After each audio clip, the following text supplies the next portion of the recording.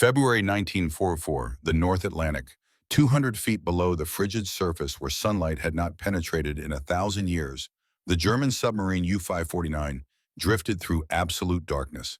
Inside the cramped control room, 43 men held their breath. The sonar ping cut through their hull like a blade through flesh, sharp, relentless. The death song of an American destroyer hunting them through black water. Kapitän Lieutenant Klaus Hannert gripped the periscope mount until his knuckles turned white. The sound was wrong. There should be propeller noise overhead. The rush of a destroyer racing toward them at flank speed. The frantic scramble to drop depth charges. Standard procedure. Predictable.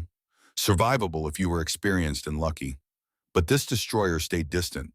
The sonar ping remained locked. Constant. Unrelenting. Something was different this time. Something that made every man in that steel tube understand they were about to die. Above the waves aboard the USS Elmore, Lieutenant Thomas Hayes studied his sonar screen with surgical precision. The green line pulsed steadily. Target acquired. Range 300 yards. Depth 200 feet. For the first time in naval warfare, Hayes could still see his prey. The submarine had not vanished into the acoustic dead zone. The hunter had not gone blind at the critical moment. 24 Hedgehog spigot mortars bristled from the destroyer's bow like spines of some mechanical beast. Each projectile weighed 65 pounds. Each carried 35 pounds of Torpex explosive, 50% more powerful than TNT. Each had a contact fuse that would only detonate if it struck something solid, something like a submarine's pressure hull. The order came crisp and clear. Fire Hedgehog.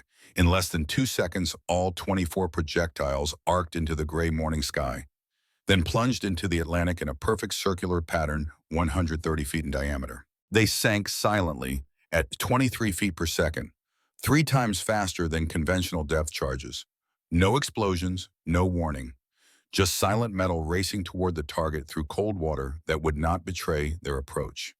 Inside U-549, someone whispered a prayer in German. 30 seconds of terrible silence. Then boom, boom, boom. 3 direct hits. The pressure hull crumpled like paper crushed in a fist. Seawater exploded inward at 400 gallons per minute, driven by 20 atmospheres of pressure. The submarine lost all buoyancy, began sinking toward crush depth. This was death at 200 feet. This was the future of submarine warfare. This was the weapon that would change everything. May 1944. USS England, a Buckley-class destroyer escort, barely 1,400 tons, 1/4 the displacement of a fleet destroyer. Lieutenant Robert Carson stood on the bridge wing at 0400 hours, could not sleep. Had not slept well in 18 months, not since the telegram arrived. The one that said his younger brother Daniel had died when U-boats torpedoed his merchant ship in the Atlantic. Daniel was 19, a radio operator on a Liberty ship carrying the supplies to Britain. The torpedo hit at night. Ship went down in 4 minutes. 27 crew members died, including Daniel. No survivors recovered from the radio room. Carson had promised their mother he would look after Daniel.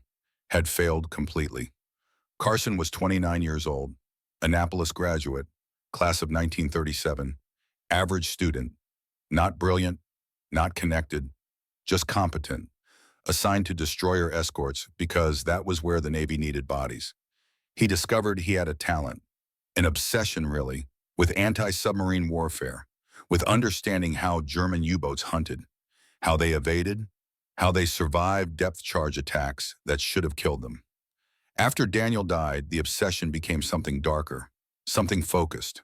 He read every after-action report he could access, studied every failed attack, calculated every miss. The statistics were devastating. British forces had conducted 5 174 depth charge attacks against U-boats, achieved only 85 confirmed kills, a ratio of 60 to 1. 60 attacks to kill 1 submarine, the mathematics of industrial failure. Allied merchant ships were being sunk faster than shipyards could build them. Carson understood the problem with brutal clarity. Depth charges were dropped over the stern after the destroyer passed over the submarine's last known position.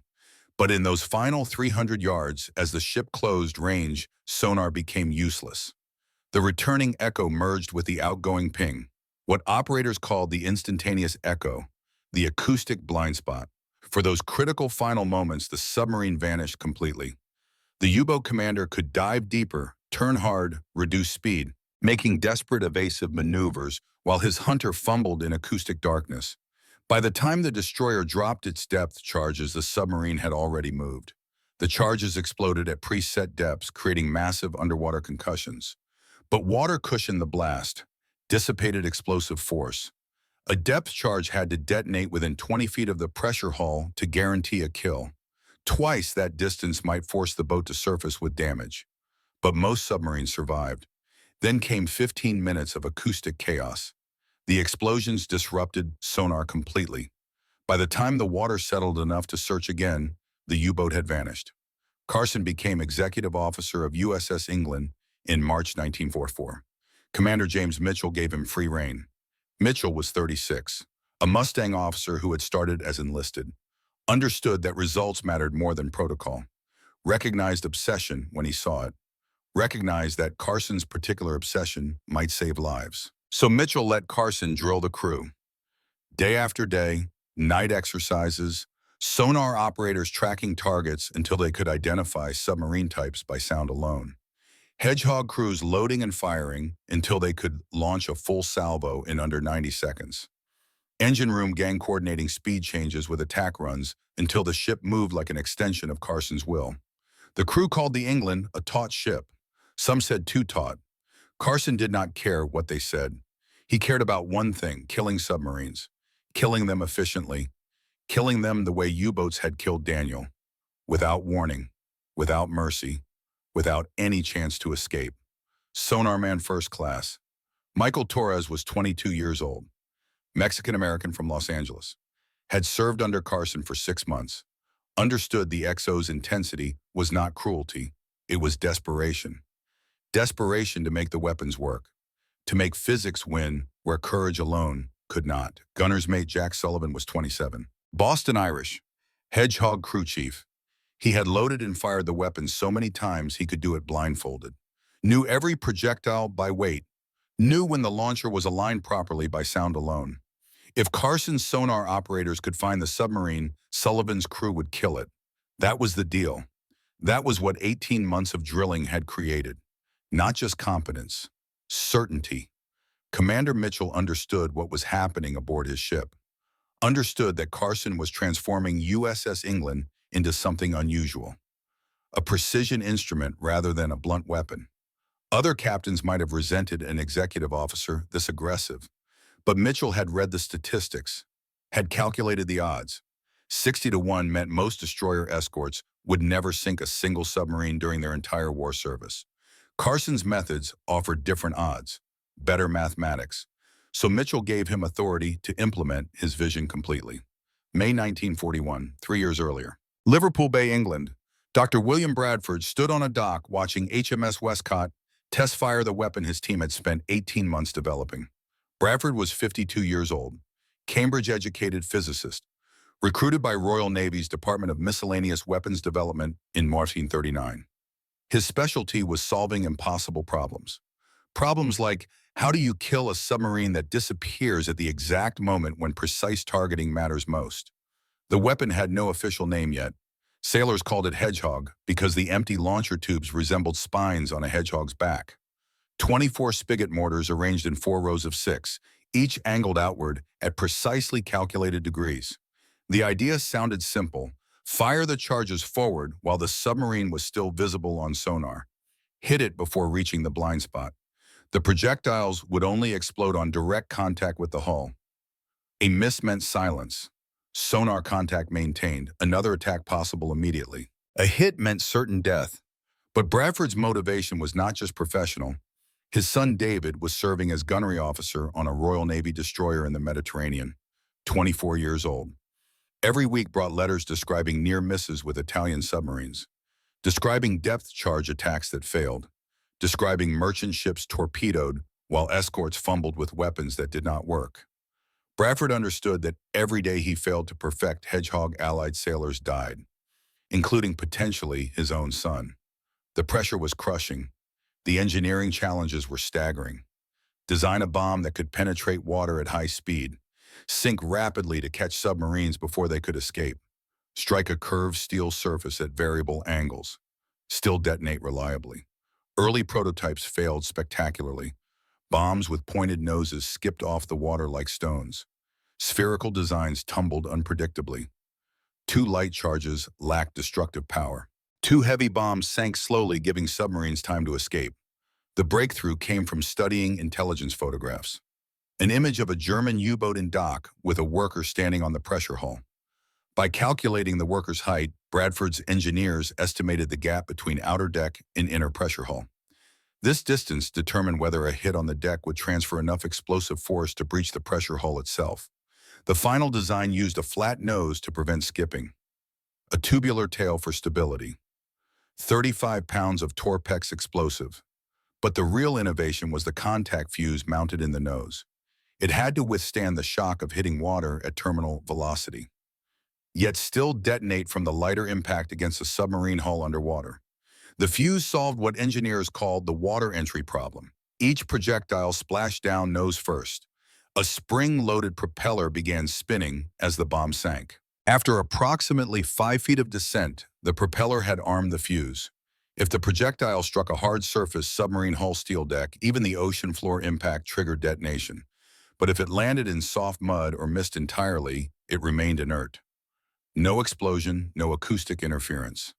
April 1941, the first live fire test against a known wreck. Bradford's team loaded Hedgehog projectiles, fired the salvo, watched 24 bombs arc into the sea, sink. Nothing happened. No detonations. Complete failure. The contact fuses had failed.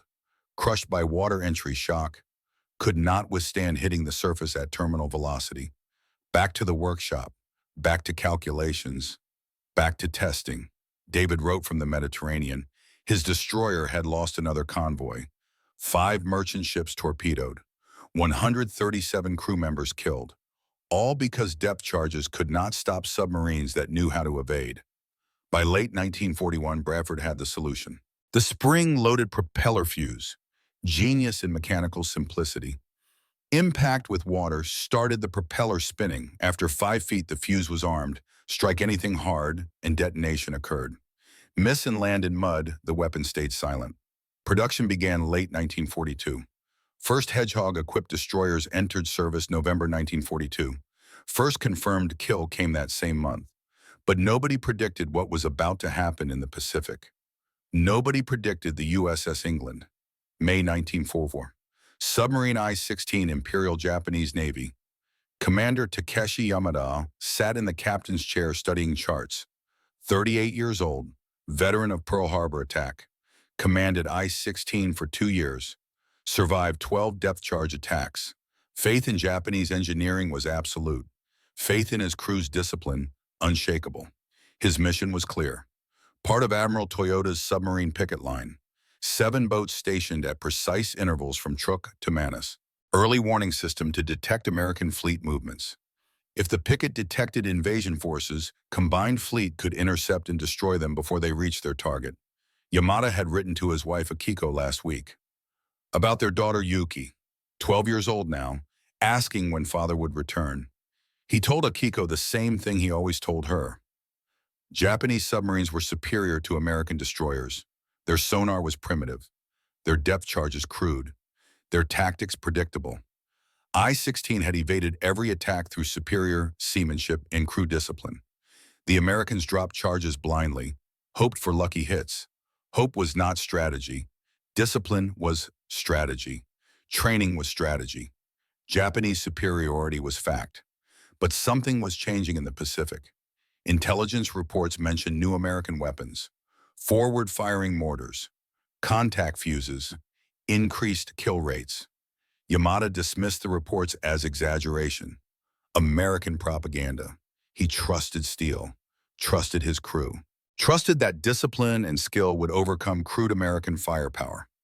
That faith was about to be tested by a weapon he had never heard of, by physics he did not understand, by an American crew that had drilled until they functioned like a machine, by Lieutenant Robert Carson's obsession with killing submarines exactly the way they had killed his brother. May 14, 1944. USS England received decoded intelligence. Japanese submarine I-16 carrying supplies to Bougainville garrison. Departure date, May 14th from Truk. Expected arrival, March 19th.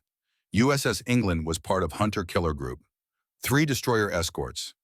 England, George Raby. Their orders were explicit. Intercept I-16. Find it, sink it. This was submarine warfare as assassination. Targeted, methodical, surgical. Carson gathered the crew that evening, briefed them on the mission. His voice was flat, professional. But the crew knew about his brother Daniel, knew about the 18 months of obsessive drilling, knew this was personal. Torres was ready, had trained for exactly this moment. Sullivan had checked every Hedgehog projectile, verified every fuse, made certain the weapons would not fail when Carson found the target. Mitchell addressed the crew last, reminded them that USS England was the smallest ship in the task force, reminded them that other destroyer escorts had Hedgehog and achieved far less, reminded them that weapons were just tools. Crews made them lethal.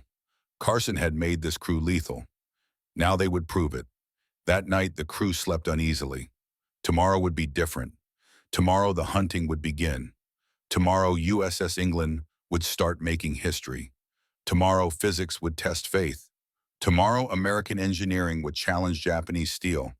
Tomorrow, Robert Carson would begin the hunt that would never end until 5 submarines lay on the ocean floor, until 358 Japanese sailors were dead, until revenge was complete, until the mathematics of war proved that obsession channeled into precision could accomplish what conventional tactics never could.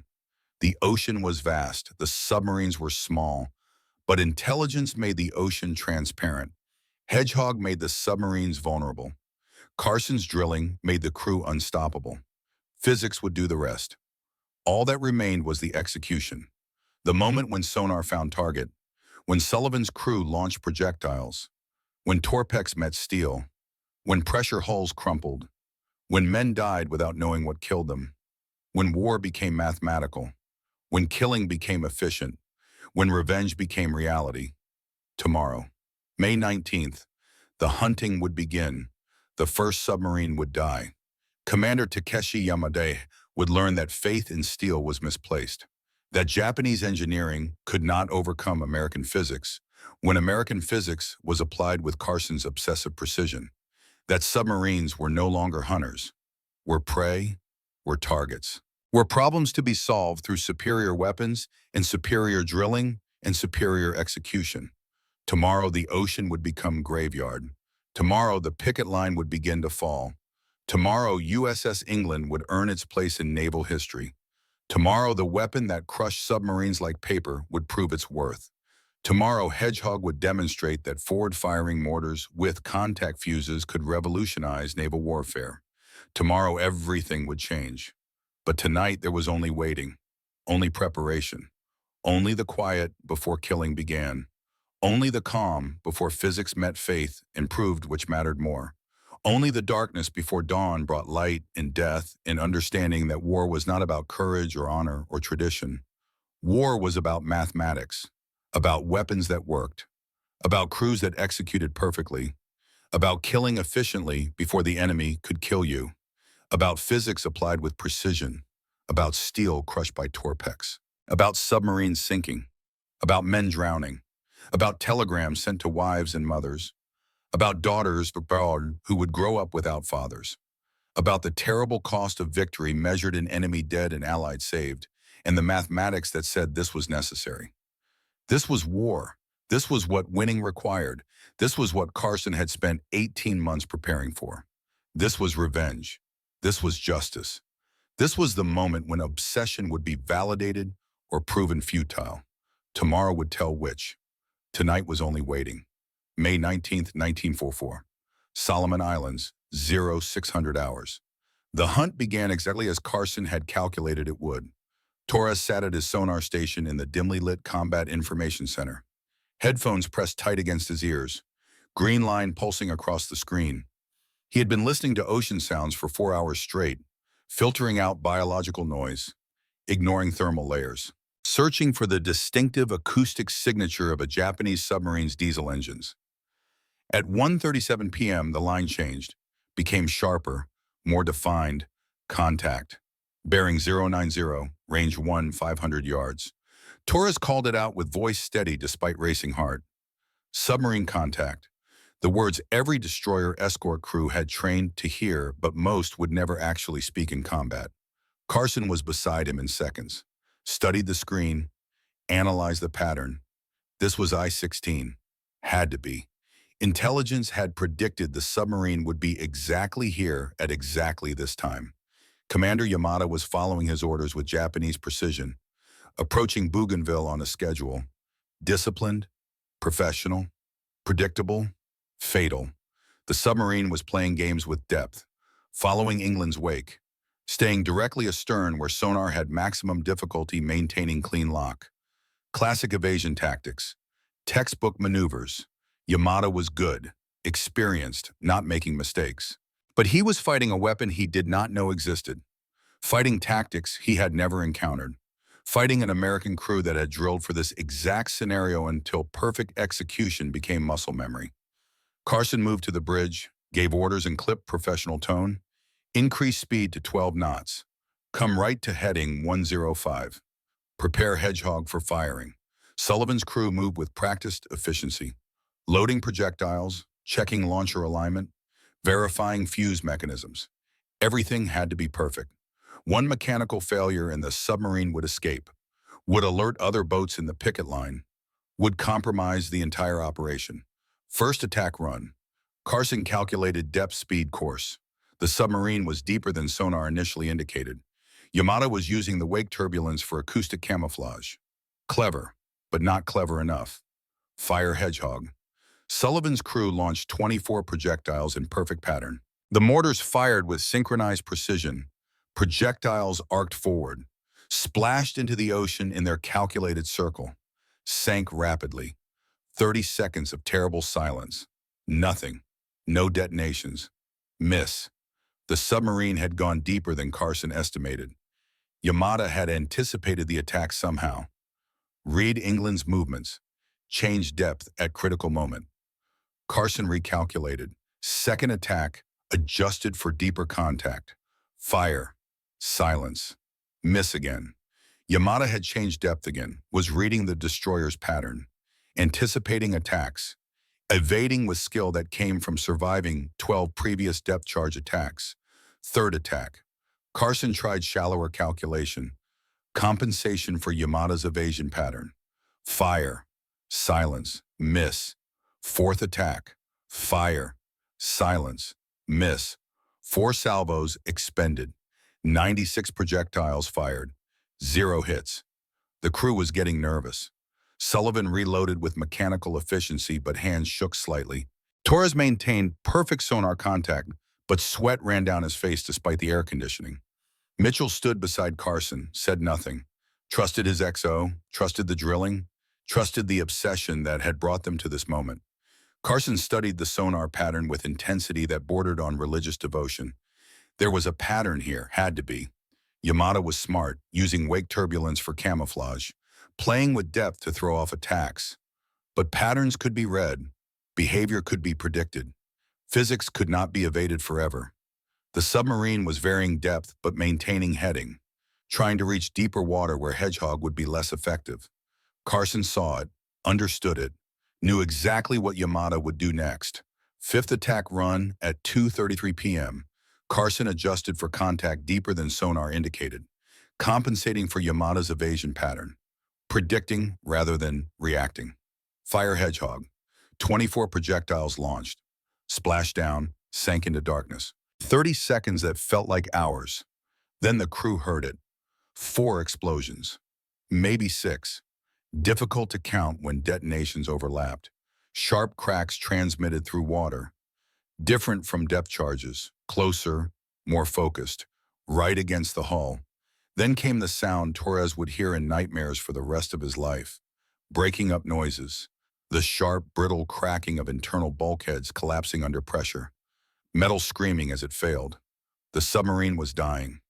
2 minutes later, a massive underwater detonation rocked England, lifted the stern clear of the water, threw men off their feet.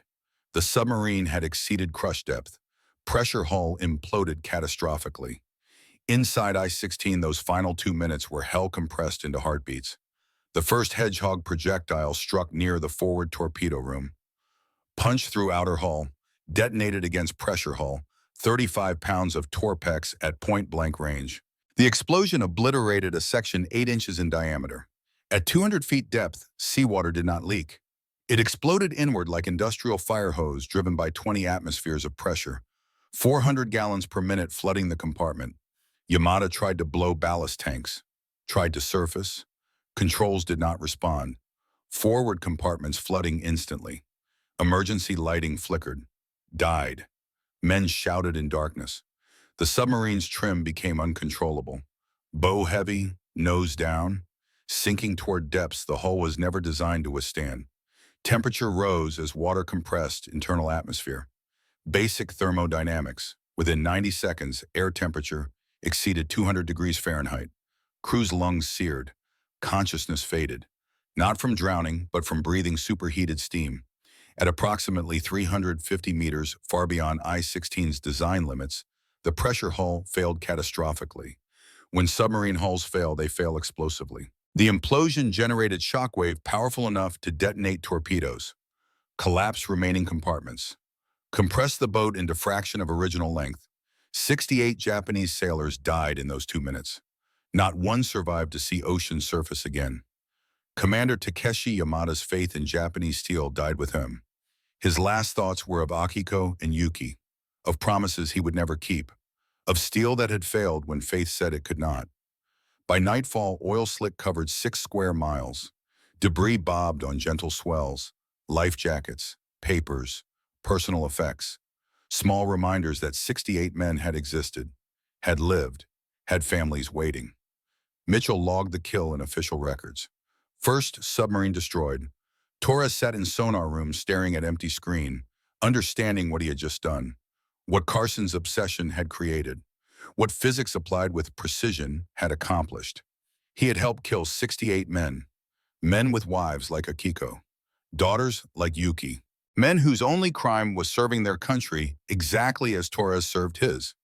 Sullivan cleaned Hedgehog launchers with mechanical movements. Did not talk, did not celebrate. Just methodical maintenance as if this was routine training exercise rather than first actual kill. Carson wrote in journal with careful, precise handwriting. First submarine destroyed. 4 misses before achieving hit. Must improve efficiency. Must reduce ammunition expenditure. Must make every shot count. No mention of 68 dead. No mention of families destroyed. Just calculations. Just statistics. Just the mathematics of efficient killing. May 22nd, 3 days after I-16. The hunter-killer group detected RO-106 on surface using radar. Submarine cruising to recharge batteries. Vulnerable. Exposed. George fired Hedgehog first. Miss. England made sonar contact immediately. First salvo. Miss. Engine noise indicated aggressive maneuvering. Japanese captain was good. Reading attack patterns. Evading with skill. Second Hedgehog attack at 5:01 a.m. At least 3 projectiles detonated on target. Sharp cracks transmitted through water. Breaking up noises followed. Wreckage bubbled to surface. Oil slick confirmed kill by noon. 56 crew lost. Carson's journal entry was brief. Second submarine destroyed. 1 attack to kill. Improvement from I-16. Crew learning attack patterns. Must maintain drilling discipline to preserve efficiency gains. 2 submarines in 4 days. The mathematics were improving. The killing was becoming more efficient. The crew was learning how death sounded when transmitted through water, how oil slicks looked spreading across calm ocean, how debris floated when submarines imploded at depth. May 23rd, RO-104 detected. The Rabbit attacked first, fired 4 Hedgehog salvos, all missed. Japanese submarine commander was exceptional, listening to engine noise, timing evasion turns with precision, diving deep, changing course unpredictably, using every technique developed in 3 years of Pacific combat. George tried next, 7 Hedgehog attacks between 7:17 and 8 to 10 a.m. Every salvo failed to connect. The submarine was putting on virtuoso performance, making American crews look incompetent, proving that skill could overcome technology when skill was applied with sufficient expertise. Then England's turn. Carson studied sonar with predatory focus that made Torres uncomfortable. The XO's intensity had crossed some invisible line, had become something beyond professional competence, had become obsession that consumed everything else. RO-104 was at 300 feet, deeper than doctrine recommended for hedgehog attacks. Standard procedure discouraged engaging targets beyond 400 feet. But Carson had drilled his crew for exactly this scenario. New equipment capabilities better than any manual. New physics better than the engineers who designed the weapons. Fire hedgehog. 45 seconds of silence. Crew counted explosions. 10, maybe 12. Difficult to say when detonations overlapped into single continuous sound. Then came the breaking up noises. Sharp, brittle cracking. Internal bulkheads collapsing under pressure that exceeded design specifications. 3 minutes later, the secondary explosion. Massive. The pressure hull imploding at depth. 54 crew lost. 3 submarines in 6 days. Torres began having nightmares that night, dreaming about men drowning in darkness, about pressure holes crushing, about superheated steam cooking lungs, about faces he never saw, names he would never know, families he had destroyed through perfect sonar operation. He was 22 years old, had killed more men than most infantry soldiers killed in entire war service. But infantry saw their enemies, fought face to face, had chance to understand what killing meant. Torres killed men he never saw, killed them with physics and mathematics, killed them efficiently from distance. That made death abstract, made killing feel like video game rather than war. Sullivan found Torres in sonar room at 2 a.m. The gunner could not sleep either. They sat in darkness, did not talk about killing, talked about baseball, about home, about anything except oil slicks and debris fields, except understanding that each piece of wreckage had been someone's father, someone's brother, someone's son. Mitchell found them there, did not order them to quarters. Understood that efficient killing extracted costs, conventional combat did not. Sat down, shared coffee from thermos. Understood that Carson's methods worked, achieved results other crews could not match. But also understood the cost was being paid in psychological damage that would last long after war ended.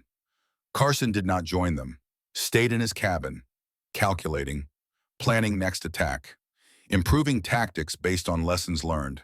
The obsession had found outlet, had found purpose. 3 submarines killed in 6 days. Admiral Toyoda's picket line was being systematically erased, but Toyota did not know yet.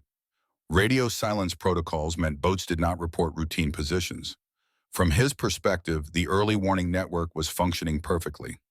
Japanese doctrine assumed silence meant normal operations, could not comprehend that silence meant death, that American intelligence was reading Japanese codes, that hunter-killer groups were executing targeted assassinations, that submarines were dying one by one. May 26th, RO-116 contact at 1:50 a.m. First attack, 3 to 5 detonations, but this time no massive secondary explosion. Just breaking up noises suggesting slow death rather than catastrophic implosion. Submarine dying gradually, sinking toward crush depth but taking minutes instead of seconds. By dawn, only small oil slick visible. 56 crew lost, 4 submarines in 9 days. The crew was exhausted, running on adrenaline and coffee. 7 days continuous alert. Mitchell considered requesting relief, rotating to port for rest, but the mission was not complete.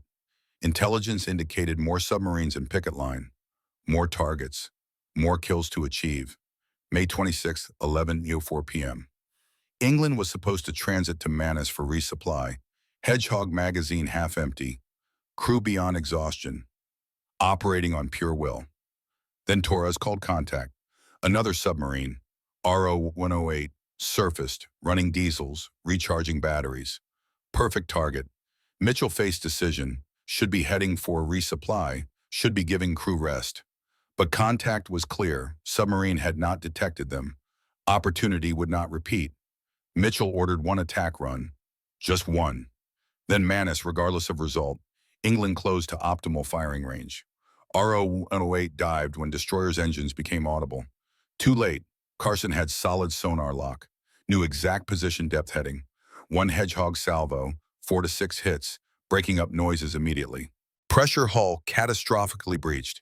53 Japanese sailors died in under 1 minute, 5 submarines in 9 days. When England docked at Manus May 27th, the crew looked like ghosts, exhausted, hollow-eyed, moving like automatons, running on will alone. Resupply took 48 hours. Fresh Hedgehog projectiles, new depth charges, fuel, provisions. But no amount of resupply could replace what crew had lost.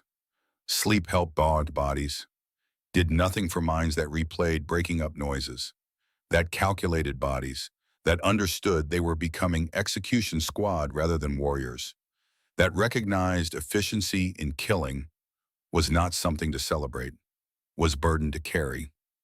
May 30th, intelligence reported RO-105. This submarine was different.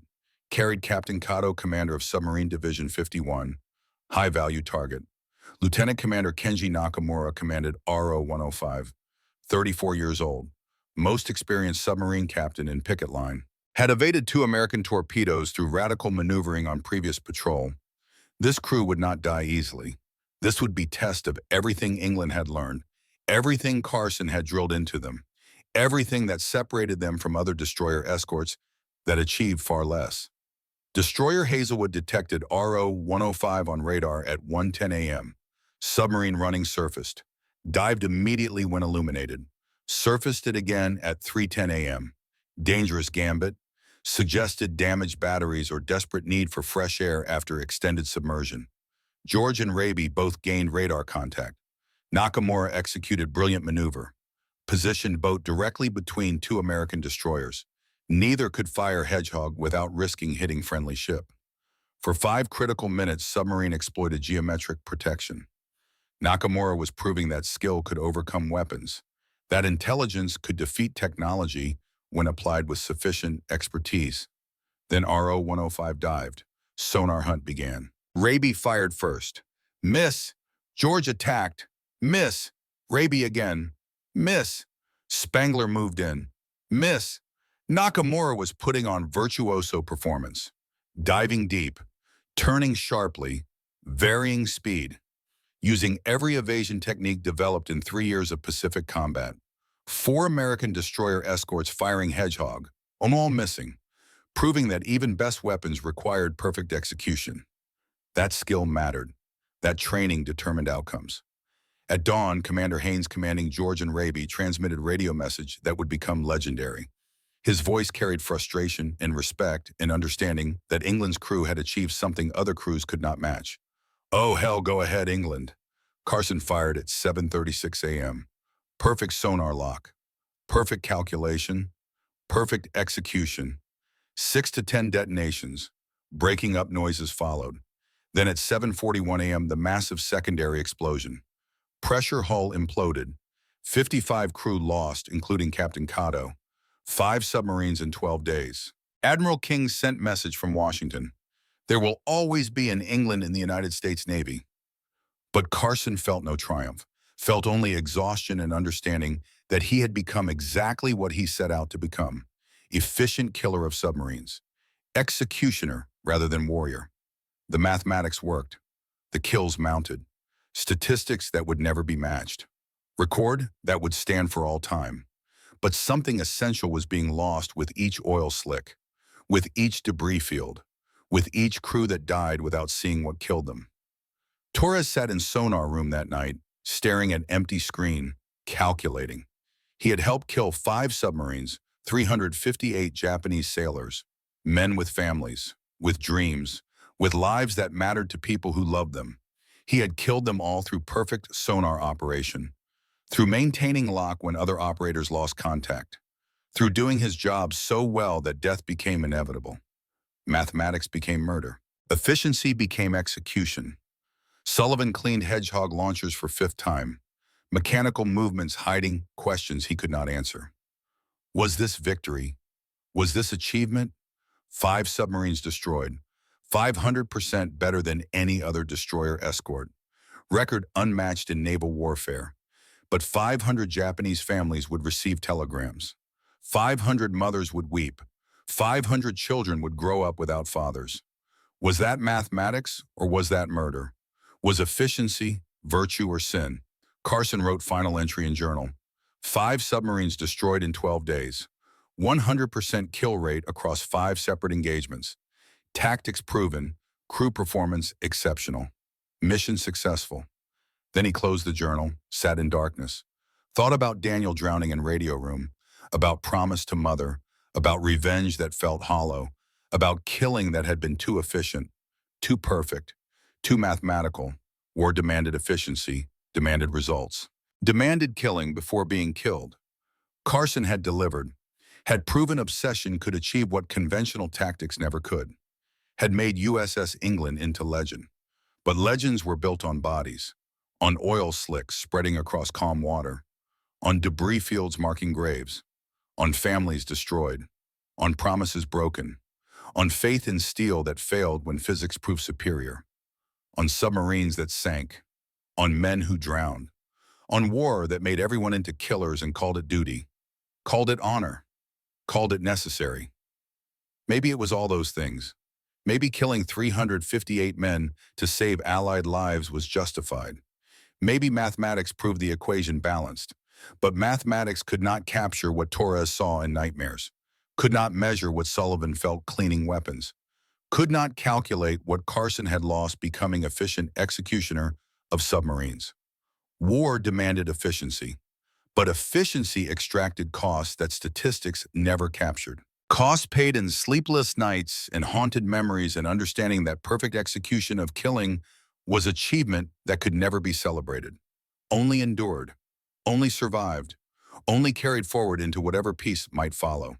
If peace could follow, if killing ever ended, if war ever stopped demanding more bodies, more oil slicks, more perfect efficiency, more mathematics, more death. June 1944. Admiral Sumu Toyota sat in his flagship studying charts of the Pacific. His submarine picket line had been silent for 2 weeks. 7 boats stationed at precise intervals from Truk to Manus. I-16, RO-106, RO-104, RO-116, RO-108, RO-105, RO-117. Radio silence was standard protocol. Submarines only transmitted when detecting enemy fleet movements. Silence meant normal operations. Silence meant the early warning network was functioning as designed. Silence meant Japanese naval superiority remained intact. Toyota had no idea that silence meant death. That 6 of his 7 submarines already lay on the ocean floor.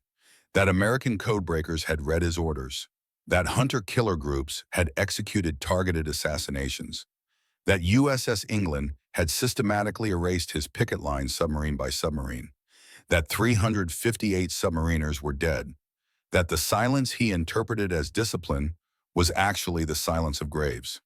June 15th, American forces invaded Saipan in the Marianas, completely bypassing Palau, where Toyota had positioned his combined fleet based on intelligence from submarines he believed were operational. The fleet was out of position, low on fuel, scrambled desperately to respond to invasion they had not anticipated.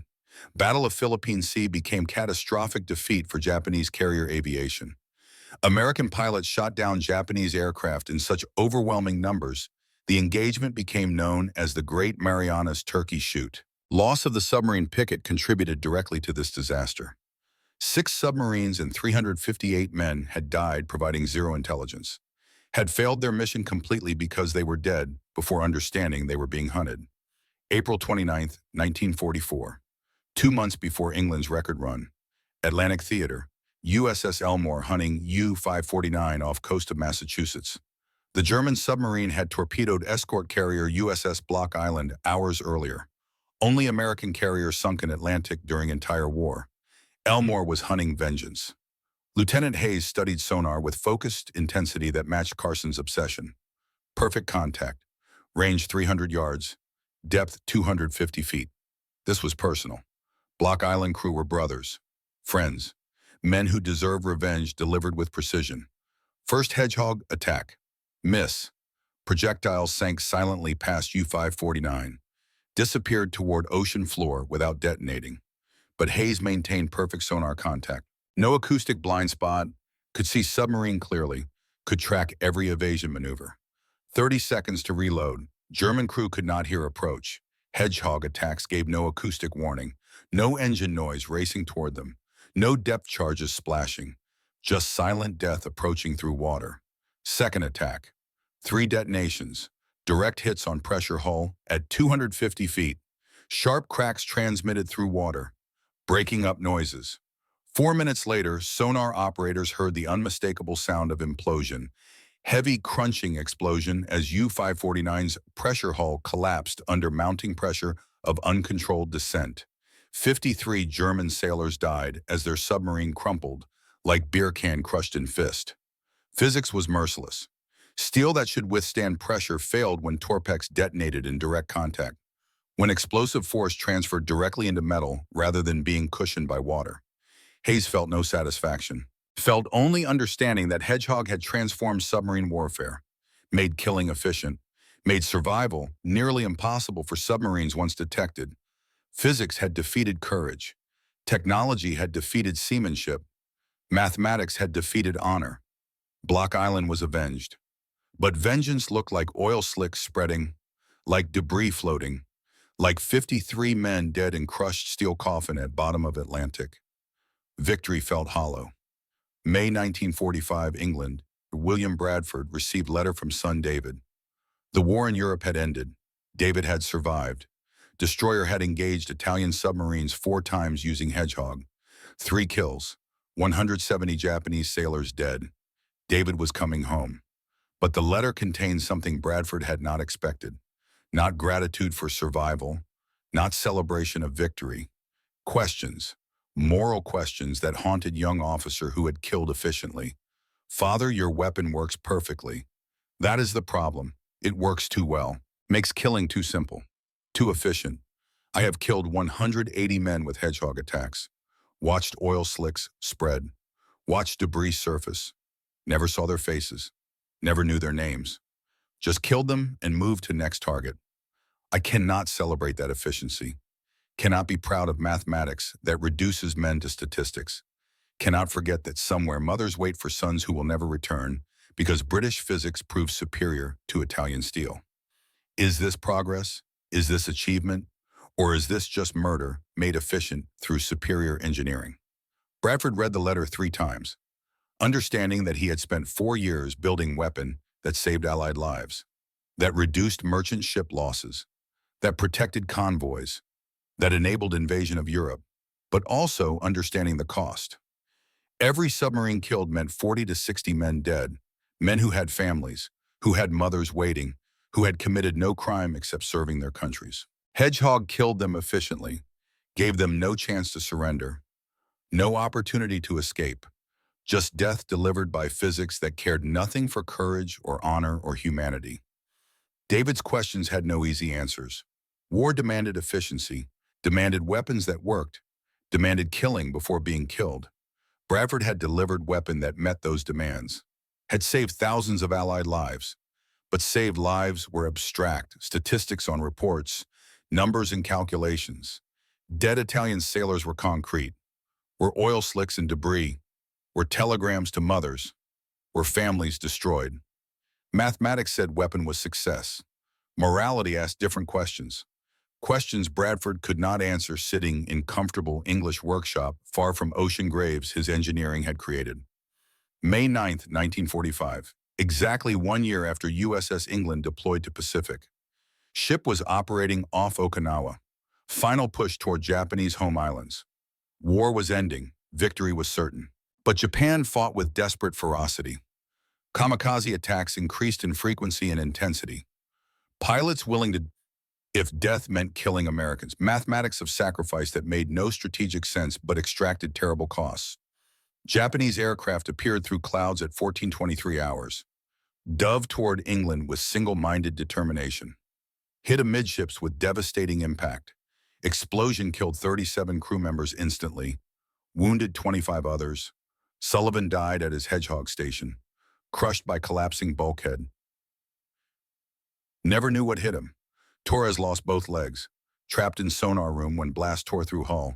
Survived only because Mitchell pulled him from wreckage before compartment flooded. England was devastated, broken, would never return to combat, spent remainder of war in repair yards. War ended before repairs completed. Carson visited Torres in hospital 3 weeks later, found him staring at ceiling, both legs amputated above knee, face showing pain that morphine could not touch. Physical pain was manageable. Psychological pain was not. Torres spoke first, voice flat, emotionless, shock doing what morphine could not. "We killed 5 submarines, sir. 358 Japanese sailors. I counted, calculated. 358 men who died because I maintained perfect sonar contact, because I did my job efficiently, because physics worked. Now I have no legs. Sullivan is dead. 37 crew members killed. Is that justice? Is that mathematics balancing? Did the universe decide we killed too efficiently, that we needed to pay price for being too good at murder?" Carson had no answer, had spent year obsessing over killing submarines, had achieved record that would never be broken. 5 submarines in 12 days, 100% kill rate, perfect efficiency. But efficiency extracted costs. Sullivan dead, Torres crippled, 37 crew members killed, ship destroyed. And somewhere in Japan, 358 families waited for men who would never return, mothers who would receive telegrams, wives who would become widows, children who would grow up without fathers. Mathematics said mission was success. Humanity asked whether success built on that many bodies was achievement or atrocity. Carson sat beside Torres. No words came. What could he say? That killing was necessary. That war demanded efficiency. That Sullivan's death and Torres's legs were acceptable costs, all true, all inadequate. War made everyone into killers and called it duty. Made efficiency into virtue. Made mathematics into morality. But sitting beside Torres in hospital room with morphine smell and antiseptic sting and understanding that 37 good men were dead, mathematics felt like lie. Efficiency felt like sin. Victory felt like defeat wearing different uniform. 1953, 8 years after war ended. Carson received invitation to U.S.-Japan Naval Reconciliation Conference in San Francisco. Veterans from both sides meeting to build peace from war's ashes, to share experiences, to transform enemies into humans. Carson almost declined. What would he say to Japanese submarine veterans? How could he face men whose comrades he had killed? What reconciliation was possible after killing 358 men efficiently? But he went. Mitchell convinced him, told him that carrying guilt alone accomplished nothing, that understanding required confronting what had been done, that peace demanded more courage than war. Conference was held at Presidio overlooking Bay, where American ships had departed for Pacific, where men had left for war, where some returned changed, where others never returned at all. Carson met Lieutenant Commander Hiroshi Saito on second day. Former Japanese submarine officer, had served on boats similar to RO-105. Survived war through combination of skill and luck. Saito spoke English, asked Carson directly. Voice carrying no accusation. Just need to understand. You commanded USS England, the destroyer escort that killed 5 submarines in 12 days, Carson confirmed. Voice steady despite hammering heart. 5 submarines, 358 crew members, 12 days, May 1944. Record unmatched in naval warfare. Saito nodded slowly. My cousin commanded RO-106, died May 22, 1944. Your hedgehog killed him and 55 others. I came here to understand how. To understand what weapon could kill submarine my cousin believed was invulnerable. To understand what made American crew more efficient than Japanese skill. Carson explained. The physics, the tactics, the drilling, the obsession that drove him after Daniel died. The 18 months of preparation, the sonar contact maintained through acoustic blind spot, the forward-firing mortars, the contact fuses, the torpex that made steel irrelevant when detonated in direct contact. Explained everything except the cost, except the nightmares, except understanding that efficiency in killing was achievement that could never be celebrated. Saito listened without interrupting, then asked different question that cut deeper than tactical analysis. Did you celebrate those kills? Did you feel pride when my cousin died? Carson told truth. No celebration, no pride, just understanding that we had become efficient at killing. That efficiency served strategy, but cost humanity. Your cousin died with his crew, never had chance to surrender, never knew what hit them. Hedgehog removed honor from combat, made it execution rather than battle. I killed 5 submarines, but killing that efficient feels like murder, regardless of uniform. Saito was quiet for a long moment, then spoke words Carson would remember for rest of his life. My cousin wrote letter before his final patrol, said he trusted Japanese steel to protect him, trusted that discipline and skill would overcome American firepower. Your weapon proved that faith misplaced, proved that physics defeats courage when physics is applied efficiently enough. I cannot forgive the killing. War is war. Men die. But I understand the necessity. Your brother died to U-boat. My cousin died to Hedgehog. Both served countries. Both believed in causes. Both died in steel coffins beneath ocean. We who survived must ensure their deaths meant something, must build peace that makes their sacrifice worthwhile. That is only mathematics that matters now, not kill ratios or efficiency rates. Whether we transform hatred into understanding, whether we make future worth the cost past extracted. That night, Carson could not sleep. Thought about Daniel drowning in radio room, about Yamada's faith in Japanese steel, about 358 men who died to American physics, about Saito's cousin who believed discipline would save him, about mathematics that said killing was justified but could not calculate cost in broken families, and shattered faith in understanding that efficient killing was still killing, regardless of how necessary strategy claimed it was. 2014. Robert Carson was 99 years old, living in San Diego overlooking Pacific that had been battlefield. Navy invited him to ceremony commemorating USS England, unveiling memorial to ship and crew, honoring record that remained unmatched 70 years later. Carson had declined these invitations for decades, did not want to celebrate killing, did not want to be honored for efficiency that cost so much. But this time he accepted, because Hiroshi Saito would be there, because reconciliation mattered more than guilt, because understanding that enemies could become friends was achievement that transcended kill ratios. At ceremony, Carson stood before memorial, black granite engraved with names of 5 submarines. I-16, 106, RO-104, 116, RO-1008, 105. Below those names, inscription read 5 submarines in 12 days, record unmatched in naval warfare. Carson spoke to assembled crowd, veterans from both sides, historians studying tactics, naval officers learning lessons, young people who knew World War II only from books and old men's memories. We are told this record represents excellence, that USS England achieved something remarkable. And perhaps that is true from tactical perspective. We developed better weapon, drilled until we could use it perfectly, killed submarines more efficiently than any crew before or since. 5 attacks, 5 kills, 100% success rate, mathematics that military analysts outstudy, statistics that naval historians cite, achievement that earned presidential unit citation. But I want you to understand the cost of that efficiency. 358 Japanese sailors died, men with families, with dreams, with lives that mattered to people who loved them. They died without seeing what killed them, without chance to fight back or surrender. Died because American physics proved superior to Japanese steel, because Hedgehog removed acoustic blind spot, because forward-firing mortars with contact fuses revolutionized naval warfare, because we drilled until perfect execution became muscle memory.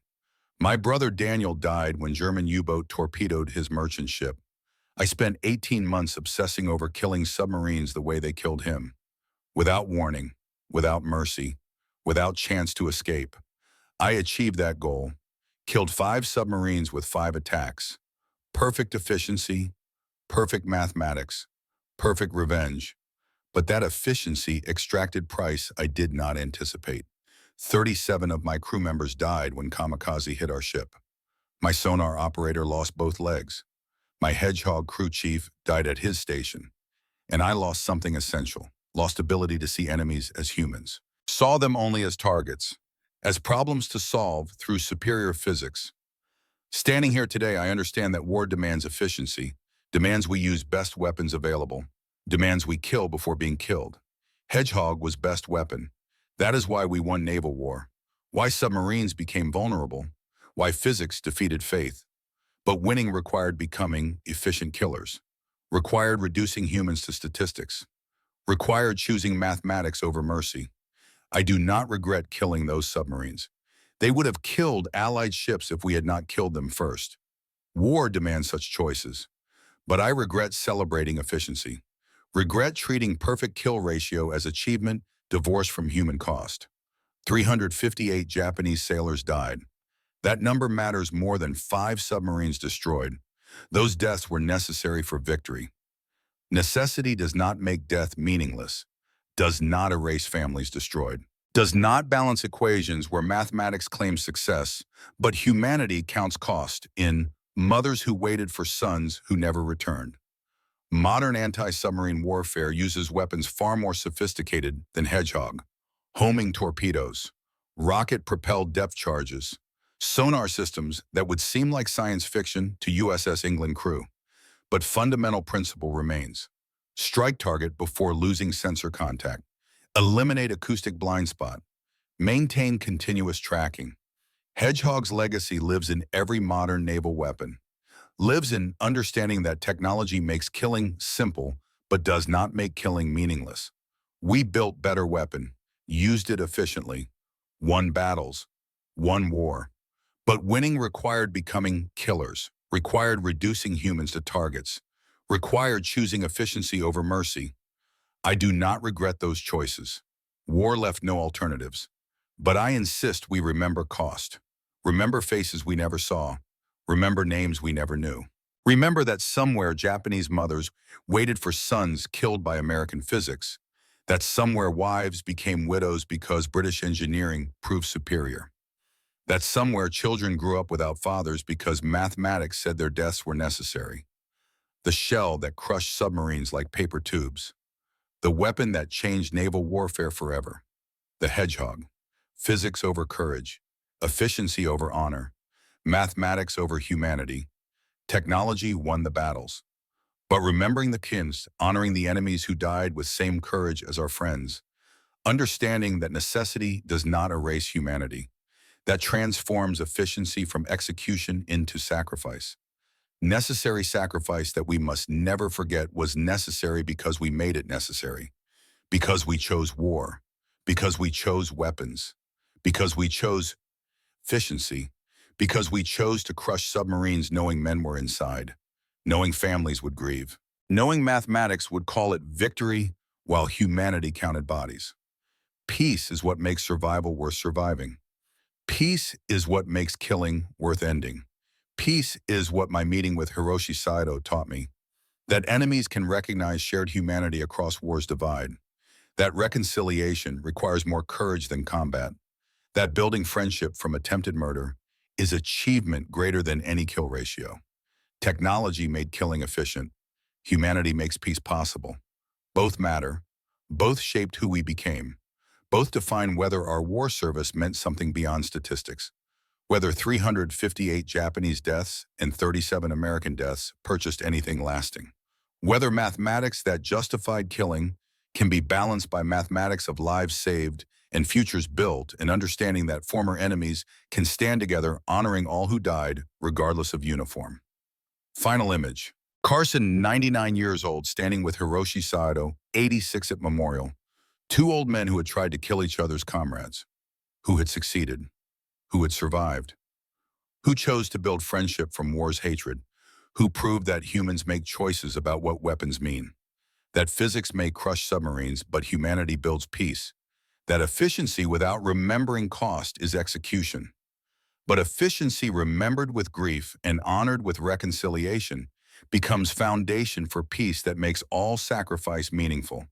For understanding that winning war through superior weapons was necessary, but winning peace through superior humanity is achievement that matters more, that lasts longer, that transforms statistics into meaning, That makes 358 Japanese deaths and 37 American deaths into sacrifice rather than slaughter, into mathematics that balances not through killer ratios, but through peace that followed, through enemies who became friends, through hatred that became understanding, through war that became history, through killing that became memory, through efficiency that became wisdom about costs technology cannot calculate, but humanity must never forget.